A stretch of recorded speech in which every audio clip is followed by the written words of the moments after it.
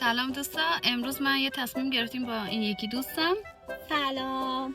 و میخوایم بریم، یکی از دوستایم هست یه شهر دیگه است، میخوایم امروز تولدشه، میخوایم بریم سورپرایزش کنیم. من و ساناس. بعد الان اومدیم کافلند یه کیک بگیریم و یه گل بگیریم و بریم دم در خونش ببینیم که البته باید ببینیم چجوری میتونیم رو به چه بهانه بیرون بیاریم که سورپرایز بشه. تا آخر ویدیو با ما باشید.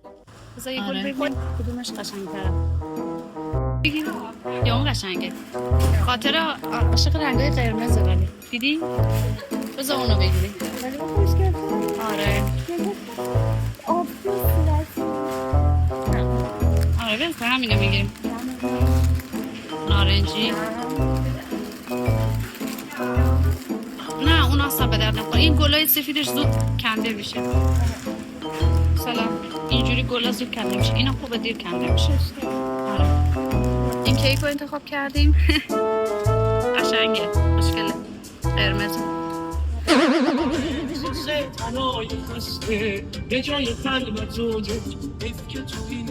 من بلد نیستم اینا ها.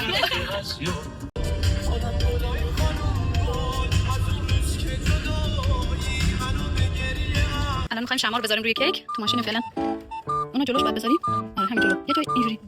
آره یه جا بزن. آره.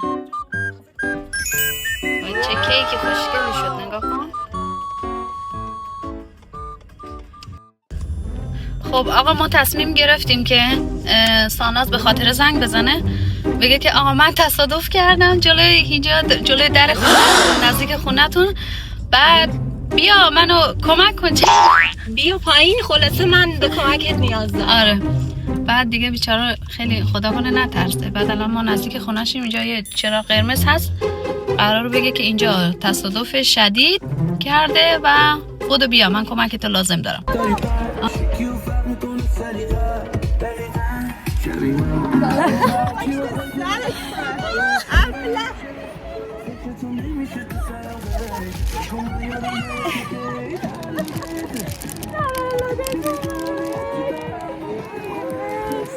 روانیا تولدت مبارک.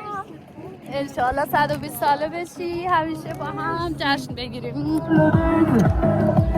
تو میدونی چی دارم من بر خودته، با چشم بست آرزوهاتو ادامه بده. یکی همینجا همیشه هست که مراقبته. تولدته تو که میدونی چی دارم من بر خودته، با چشم بست آرزوهاتو ادامه بده. یکی همینجا همیشه هست که مراقبته.